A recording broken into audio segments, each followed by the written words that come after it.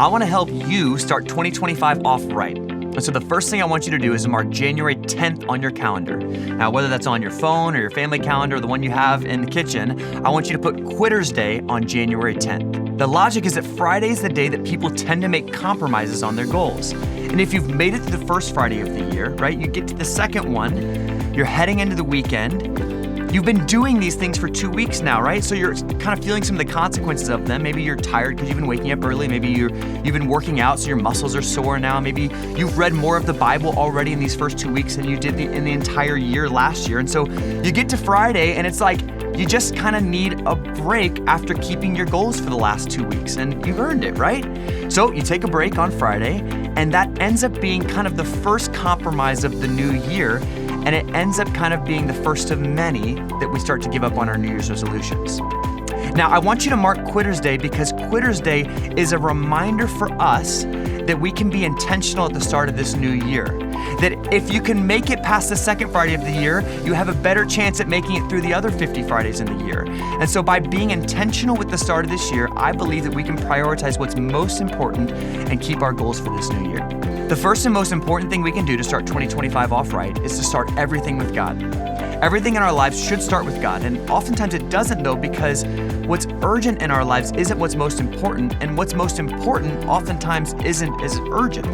In our relationship with Jesus, even though it's the single most important thing in our lives, we have a hard time moving it to the top of our to-do list because, well, maybe you looked in the mirror this morning and you didn't like what you saw, right? And so you feel like you need to start prioritizing your fitness and your eating habits. Or maybe you looked at your bank account and you didn't like what you saw in your spending, and so all of a sudden that feels like the hottest thing in your life. Or maybe the relationships in your life that are struggling or that are feeling tense feel like you have to cool down this heat in your life, and so you can't prioritize your relationship with God because these other things are more important.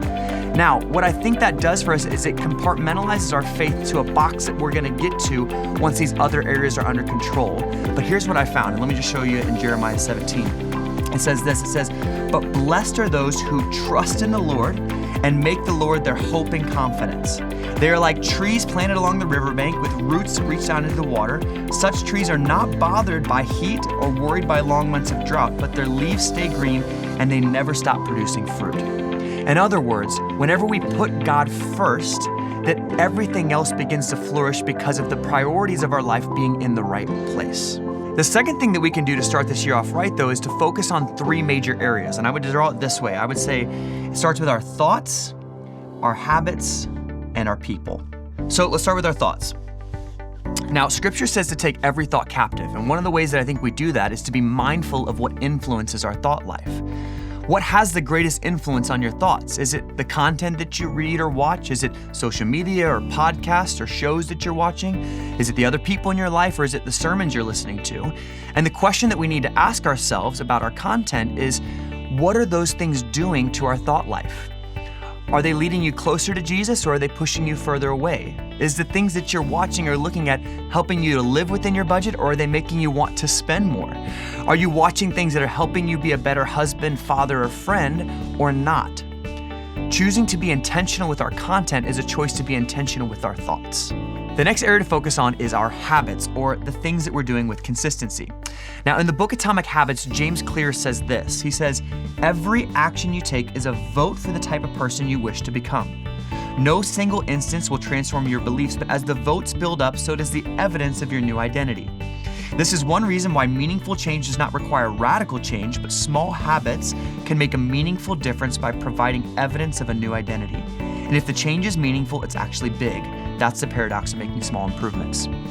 By focusing on consistency and seemingly small decisions at the start of this year, you're paving the way to keep your goals and to become the person that God's called you to be this year. The last area, and maybe one of the most compelling, is your people. Now, Craig Rochelle gave a teaching on his leadership podcast several years ago where he shared about avoiding distractions, and he talked about how people who write down their goals are 42% more likely to achieve them. And then he went on to say that people who also tell a friend about their goals are 78% more likely to achieve their goals. Now, if you're anything like me, you probably make goals in private. It's easier to not tell somebody else about them. That if you don't keep your goal, then nobody else knows that you even had it in the first place. And honestly, it seems better and easier for me to talk about it after the fact. after I've already lost the weight or I've already stuck to my plan or kept my goal, it's easier to tell people that I already did it than I hope to do something. But by keeping our goals to ourselves, we miss out on the gift that meaningful relationships with other followers of Jesus provides for us. That by telling another person about your goals, you're giving them the opportunity to provide three things for you. The first one is encouragement, that they're gonna encourage you to keep going for your goals. The other one is exposure, that they're gonna show you things that you would not have seen yourself. Maybe the way that they think about it or the way that they would say it is not how you would say it, and it helps you to get out of your head. But they also provide accountability to stick to those goals. All right, so here's my 5 ways to start 2025 off right. Number 1, watch out for Quitter's Day. Number 2, prioritize your relationship with God above everything else. Number 3, be mindful of your thoughts and what influences them. 4, prioritize consistency in habits. And then lastly, number 5, invest in key relationships and building new ones at the start of this year. I'm believing 2025 is going to be a great year as we pursue God and as we go after Him, and I'm praying for you as you start this new year.